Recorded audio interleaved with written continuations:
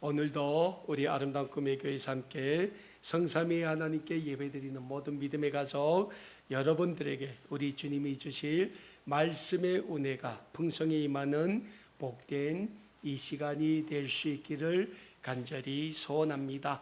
사랑하는 여러분, 우리는 지금 신약성경 사도행전의 말씀으로 올 한 해 우리가 이루어야 하는 영적인 회복과 영적인 성장은 어떤 영적인 회복과 영적인 성장이 되어야 하는가에 대하여 사도행전의 말씀을 통하여 배우고 있습니다.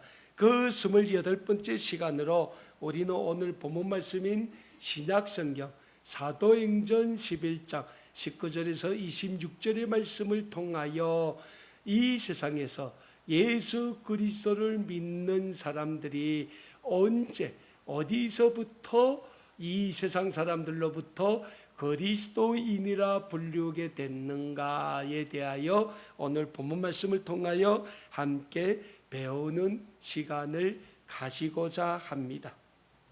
우리는 사도행전을 통하여 계속해서 예수 그리스도의 복음의 확장성에 대하여 배우고 있습니다. 우리가 잘 알고 있는 것처럼 우리가 믿는 기독교의 핵심 진리인 예수 그리스도의 복음은 어떤 확장성이 있는가라고 할 때 예수 그리스도의 복음은 이 세상 모든 민족, 우리 대한민국에서 사는 사람이든지 저 멀리 미국에서 사는 사람이든지 아프리카에서 사는 사람이든지 저 아마존 밀림에 사는 사람들이든지 우리의 고향 땅, 저 북녘 땅에서 살고 있는 사람이든지 그 누구나 가리지 않고 예수 그리스도를 믿고 예수 그리스도를 고백하는 사람이라면 그 누구에게나 구원을 주시는 하나님의 은혜이며, 이 하나님의 구원의 은혜는 지난 2000년이 지난 긴 세월 가운데서 지구상 그 어디에도 미치지 않은 곳이 없을 정도로 위대한 구원의 능력을 증명하고 있는 살아있는 복음이라고 할 수 있습니다. 여러분, 이 세상에서 많은 책들이 출간됐어요. 그 많은 책들 중에 수많은 책들이 소위 말하는 베스트셀러로 기록된 책들이 있습니다. 그런데요, 오늘까지, 오늘 현대 시대까지 이르러 과연 그 많은 책들 중에 단연급 베스트셀러 1위 자리를 놓치지 않는 책이 있다면 그게 무슨 책입니까? 다름 아닌 우리가 보는 성경이에요. 성경이 만들어지면서 시작해서 지금까지 계속 전 세계적으로 제일 많이 팔리고 있다는 거예요. 그리고 그 성경은 지금 이 세상에 수많은 민족 언어가 있는데 그 많은 언어 중에 200개 민족 언어가 넘는 언어로 번역이 돼 있어요. 그러니까 저 아마존 정글에 살고 있는 원시 부족들 언어로까지도 성경은 다 번역이 돼 있다는 거예요. 그만큼 예수 그리스도의 복음의 확장성은 이 세상 어디에나 미치지 않은 것이 없다는 거예요. 그리고 예수 그리스도의 생명의 복음이 지난 2000년 동안 이 지구상 그 어느 민족 어느 나라에게나 다 전파될 수 있었던 데에는 그리스도의 복음을 위하여 자기 자신의 모든 것을 다 바친 그리스도인들이 있었다는 영적인 사실을 우리는 또한 잊지 말고자 합니다. 그런 영적인 의미에서 우리는 오늘 사도행전의 말씀을 배우고 있는데, 우리가 지금 배우고 있는 사도행전은 신약성경의 역사서다라고 불리는 하나님의 말씀으로 여겨지고 있는 신약성경의 말씀입니다. 그러면 사랑하는 여러분, 왜 신약성경에 많은 책들인데 그 중에 이 사도행전을 신약성경의 역사서다라고 부를까요? 그것은 사도행전은 초대교회의 설립과 이 땅에 어떻게 예수 그리스도의 교회가 세워지게 되었는가, 그 초대교회의 설립과 예수 그리스도의 생명의 복음이 어떻게 초대교회 성도들을 통하여 전 세계에 전파되게 되었는가에 대하여 우리에게 구체적으로 가르쳐 주고 있는 말씀이기 때문입니다. 그래서 우리가 사도행전의 말씀을 통하여 배웠지만 예수 그리스도의 생명의 복음의 출발은 어디서부터 시작할까라고 했을 때 마가의 다락방에 모인 성령을 위하여 기도하던 120여 명의 성도들에게 오순절 성령의 강력한 능력이 임하면서부터 이 복음의 역사는 출발이 되었다. 그래서 사랑하는 여러분, 우리가 잊지 말아야 될 것은 복음의 역사는 성령의 역사와 오늘도 함께 한다는 거예요. 그래서 성령이 우리의 삶을 지배할 때 우리는 예수 그리스도의 복음을 전하는 복음의 증거자의 삶을 살아낼 수 있는 거예요. 내가 아무리 예수님을 믿는다 할지라도 내 삶을 성령님이 주장하지 않으면 그 삶은 예수님을 믿는 삶일까요? 그러게 하나님한테 물어봐야 되겠죠? 제 생각에는 아닌 것 같아요. 예수님을 믿는 사람들은 그 삶을 성령님이 꼭 붙잡고 인도해 주신다는 거예요. 왜? 복음의 역사가 그렇게 출발됐지 않습니까? 이 마가의 다락방에 오순절 성령의 강력한 능력이 임하기 전 예수님을 믿었던 사람들은 이 세상이 무서워 감히 세상 밖으로 나오지도 못했던 사람들입니다. 그래서 마가의 다락방에 성령의 역사가 임하기 전 그들은 운둔 자, 비겁한 사람들이었어요. 그러던 그들에게 성령의 능력이 임하자 그들이 마가의 다락방을 뛰쳐나와 예루살렘 거리로 뛰쳐나가 그들이 외친 게 뭡니까? 주는 그리스도시요 살아계신 하나님의 아들임을 그들이 선포하기 시작했다는 겁니다. 그래서 사랑하는 여러분, 예수 그리스도 생명의 복음의 역사는 성령의 역사와 함께 시작되었고 오늘도 진행되는 구원의 역사라는 영적인 진리를 우리는 잊지 말고자 합니다. 그래서 신약성경 에베소서 1장 13절과 14절에서는 우리에게 이런 말씀을 주고 있습니다. 그 안에서 너희도 진리의 말씀 곧 너희의 구원의 복음을 듣고 그 안에서 또한 믿어 약속의 성령으로 인치심을 받았으니 이는 우리 기업의 보증이 되사 그 얻은 것을 속량하시고 그의 영광을 찬송하게 하려 하심이라. 사랑하는 여러분, 에베소서 1장 13절과 14절에서 우리에게 어떤 말씀을 줍니까? 그 안에서, 복음 안에서죠. 너희가 진리의 말씀 곧 구원의 복음을 듣고 또 그 안에서 예수님 안에서 너희가 믿어 뭘 인치심을 받았다고 합니까? 약속의 성령, 예수님이 약속하신 그 성령으로 우리가 인치심을 받았을 때 예수님은 우리의 기업의 보증이 되시고 예수님이 우리에게 주신 그 모든 것을 속량하시고 우리를 하여금 예수님의 구원의 영광을 찬송하게 하려 하신다고 에베소서의 말씀은 우리에게 분명히 말씀하고 있는 겁니다. 그래서 우리 믿는 사람들은 예수 그리스도의 복음과 함께 하나님이 구하는 자에게 보내주시는 성령을 받아야 한다는 영적인 진리를 우리는 믿고 성령 받기에 우리 또한 힘써야 합니다. 왜냐하면 성령을 받은 초대교회 성도들이 어떻게 살아냅니까? 그들은 예수 그리스도의 복음을 선포하는 사역과 함께 가는 곳마다에 예수 그리스도의 몸된 교회를 세우기 시작했다는 겁니다. 맨 처음 복음의 출발지인 예루살렘에 초대 예루살렘 교회가 세워지지요. 그리고 초대 예루살렘 교회의 핍박과 박해가 심해지면서 예루살렘 교회 성도들이 유대와 사마리아에 흩어지면서 그들이 자신들이 가는 곳마다의 교회를 세우기 시작했다는 겁니다. 그런데 사랑하는 여러분, 초대교회 당시 교회가 이런 교회 건물, 이런 어떠한 모임, 집회 장소에 모인 게 아니에요.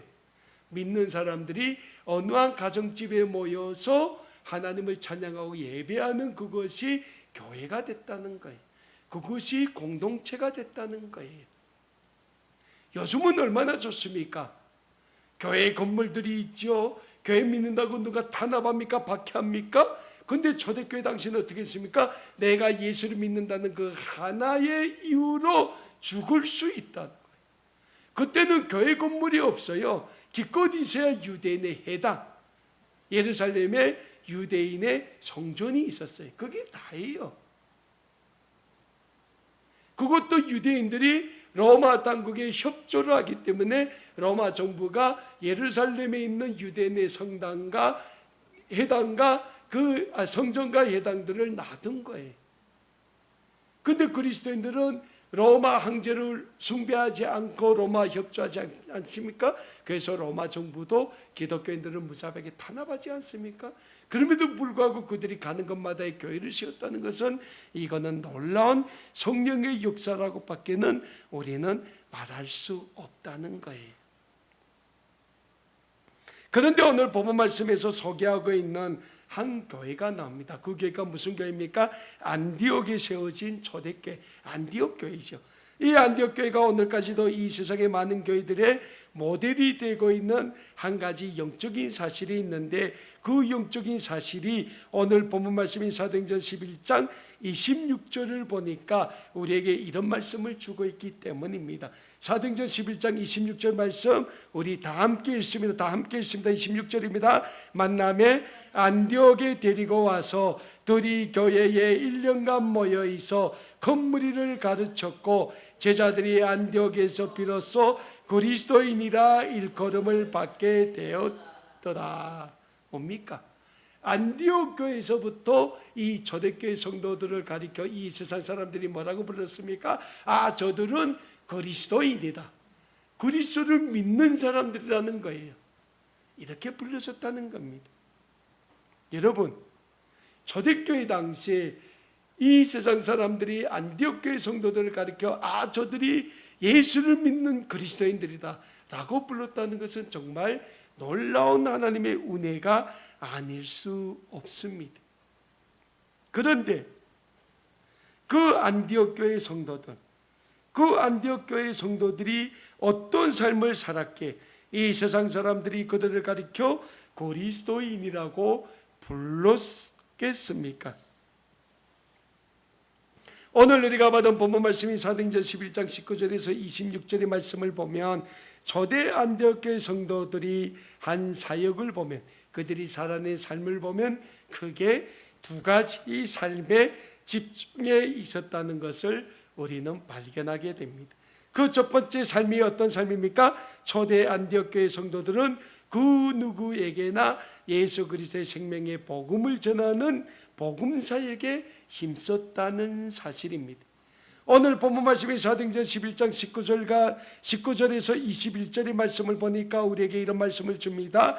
그때에 스데반의 일로 일어난 환난으로 말미암아 흩어진 자들이 베니게와 구브로와 안디옥까지 이르러 유대인에게만 말씀을 전파하니 그 중에 구브로와 구레네 몇 사람이 안디옥에 이르러 헬라인에게도 말하여 주 예수를 전파하니 주의 손이 그들과 함께 하심에 수많은 사람들이 믿고 주께 돌아오더라.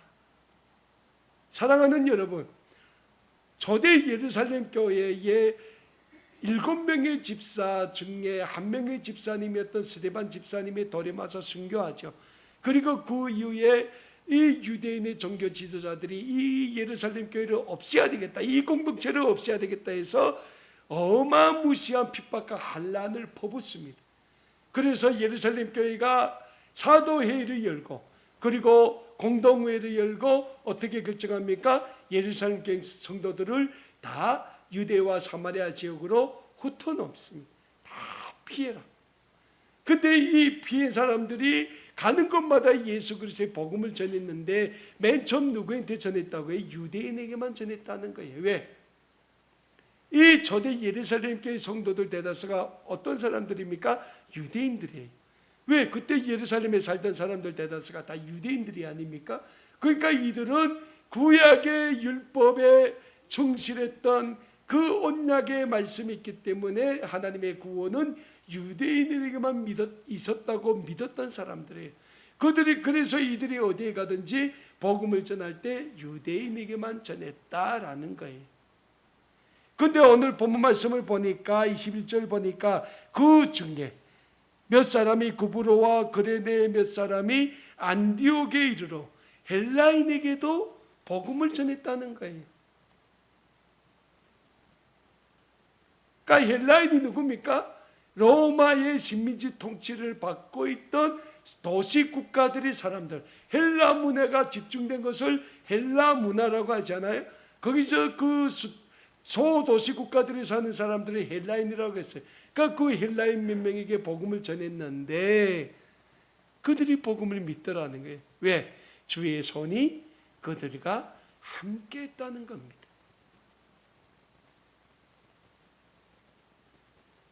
그래서 수많은 사람들이, 여기서 수많은 사람들은 유대인이 아닙니다. 헬라인들이에요. 이방인들이 예수 그리스도의 복음을 믿고 예수님께로 돌아오는 구원의 역사가 일어나기 시작한 거예요. 그래서 이러한 안디옥에서의 구원의 역사가 일어나고 있다는 이 사실이 어디에 전해집니까? 초대 예루살렘 교회 사도들에게 전해집니다. 그래서 예루살렘 교회가 사도회를 열고 그 안디옥에 누굴 파송합니까? 바나바라고 하는 주의 일꾼을 파송합니다. 그래서 바나바가 안디옥에 가보니까 정말 놀라운 구원의 역사가 일어나는 거예요. 그래서 바나바가 그 안디옥에 있는 초대 예루살렘 교회 성도들과 그 헬라파 그 성도들에게 주 안에 굳건히 해라. 왜? 거기에도 유대인 종교 지도자들이 그리스도인들이 잡으려 안 가겠습니까? 그러니까 그리고 로마 정부로부터 핍박과 한란이 어디든 미치는 거예요. 근데 그 바나바가 그 안디옥 공동체 성도들에게 주 안에 굳건히 서라, 거하기를 힘써라 라고 부탁을 하고 이들을 그냥 두면 안 되겠다라고 해서 어디로 갑니까? 다소로 가서 사울을 만납니다. 아마 그때까지 사울이 다소에서만 주의 말씀을 유대인들에게 가르치는 사역을 했던가 봐요. 그리고 사울에게 바나바가 이러이러한 안디옥에서 일어난 일을 설명하고 안디옥에서 주의 말씀을 가르치기를 부탁하자 사울이 바나바와 함께 어디 갑니까? 안디옥에 가요. 그래서 바나바와 사울이 1년간 안디옥에 머물면서 주의 말씀을 가르치기에 힘썼다라는 거예요.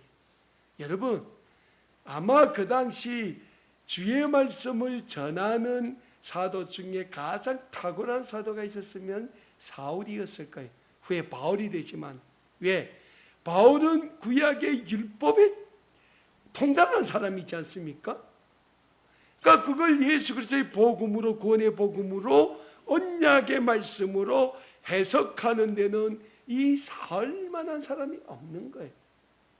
그래서 바나바가 안디옥 교회에 있는 사울이 필요하겠다 가서 다소에 가서 사울을 만나서 사울을 데리고 안디옥에 왔어요. 그리고 1년간 그들이 안디옥에서 예수를 믿던 큰 무리를 가르쳤다라고 오늘 본문 말씀에서는 우리에게 증거하고 있습니다. 자, 그런 가운데 두 번째로 초대 안디옥 교회 성도님들은 어떤 삶을 살아냈을까라고 했을 때 그 어려운 핍박과 한란 가운데서도 주의 성령에 매어 주의 믿음을 지키는 사역에 힘썼다라는 거예요. 왜? 안디옥에도 로마 정부의 핍박과 한란이 있어요. 유대교의 핍박과 한란이 있어요. 그런데 그들이 그것에서 주의 믿음을 지켰다. 주의 말씀 안에 거했다는 것은 자신들의 목숨을 내놓고 예수 그리스도를 믿었다는 거예요. 사랑하는 여러분, 요즘 현대사에서 예수 믿는다고 누가 우리를 죽이겠다고 쫓아옵니까? 없어요. 종교의 자유가 헌법에 보장되어 있기 때문에 적어도 대한민국에서는 우리가 예수를 믿든 뭘 믿든 정부가 탄압을 안 합니다. 그런데 이때 초대교회 당시는 달랐다는 거예요. 예수를 믿는다는 게 알려지면 유대인 출신의 그리스도인들은 유대인의 종교 지도자들이 죽이려고 했고, 헬라파 이 그리스도인들은, 헬라인 출신의 그리스도인들은 로마 정부가 막 죽이려고 한다는 거예요. 근데 그들이 왜 예수 그리스도의 이 복음을 자신들의 목숨을 걸고 지켰는가? 하나입니다. 예수 그리스도의 복음에는 생명력이 있기 때문이에요. 생명력이 있기 때문이에요.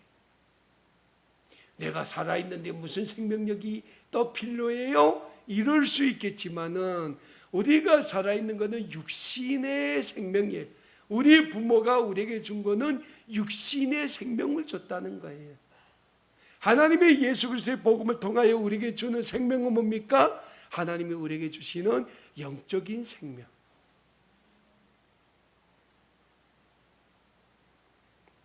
많은 사람들 그래요. 내가 죽은 다음에 천국에 가 있는지 지옥에 갔는지 내가 어떻게 압니까? 천만의 말씀이요. 내가 죽어봐야 알지. 죽어보십시오. 죽어보면 알게 될 겁니다. 그때가 후회하지 마시고 지금 잘 믿는 것이 미래 투자예요. 제일 큰 투자예요. 여러분, 뭐 10억 벌어놓고 1억 벌어놓고 자식한테 주는 게 미래 투자 아니에요. 자식놈이 그걸 어떻게 쓸지 어떻게 알아요? 저 강원랜드 가서 도박에 다 말아 잡술지, 어디 사기 빠서 말아 잡술지, 어느 무슨 뭐 여자 만나서 말아 잡술지, 술에 빠져 말아 잡술지 그건 아무도 몰라요. 그냥 벌어놓은 돈 있으면 다 쓰고 가세요. 하나님께 드리세요. 거기 미래 투자입니다. 가장 큰 값진 투자예요. 그보다 값진 투자가 뭡니까? 내가 이 땅에서 삶이 다할 때까지 나를 구원해 주신 하나님의 은혜, 예수님의 은혜에 내 삶을 드리는 거예요. 그리고 초대교회 성도들이 그런 삶을 살아냈다는 거예요. 여러분, 초대 예루살렘 교회가 한 사역 중에 가장 큰 사역이 뭡니까? 주를 찬양하는 사역. 주의 말씀에 서 있는 사역. 하나는 말씀 사역이죠. 예배 사역이에요. 그리고 하나는 뭡니까? 어려운 이들을 구제하는 사역, 섬기는 사역이에요. 근데 그들이 뭐 있어요? 아무것도 없어요. 그런데도 있는 자들은 있는 것을 내놓고, 굉장히 유감스러운 게 거기서 나온 게 뭡니까? 소위 말하면 막스가 내놓은 공산주의 이론이에요. 유토피아. 내 것 없다. 근데 이 세상에서 그것이 안 먹힌다는 거예요. 요즘 현대교회에서도 안 먹혀요. 근데 초대교회는 그걸 했다는 거예요. 삶으로 만들어냈다는 거예요. 왜? 그들에게는 간절함이 있었습니다. 여러분, 우리에게 요즘 간절함이 있다면 그 간절함이 어떤 간절함입니까? 내가 건강하게 오래 사는 거요? 물론 그것도 간절함이 될 거예요. 근데 제가 어제 김성호 목사님 일주기 추모예배 하느라고 제가 하늘문 추모공원에 낙골당 가보니까요, 가는 데는 순서가 없더라고요. 방금 태어난 어린 애기도 있더라고요. 그게 보니까 살만큼 산 분도 있고, 가는 데는 순서가 없어요. 왜? 하나님이 우리에게 허락해 주신 것만큼 우리는 이 땅에서 산다는 거예요. 근데 그 삶을 우리가 과연 어떻게 살아나야 되는가? 초대교회 그리스도인들처럼 그 어려운 환난과 그 어려운 시련 가운데서도 자기 자신들의 삶을 통하여 예수 그리스도를 믿는 믿음의 삶이 어떤 삶인지 이 세상 사람들에게 우리는 어떻게 보여주었고 어떻게 증거했는가라는 거예요. 이 초대 안디옥 교회 성도들은 자신들의 삶을 통하여 그 삶을 만들어냈고 살아냈다는 거예요. 보여주었다는 거예요.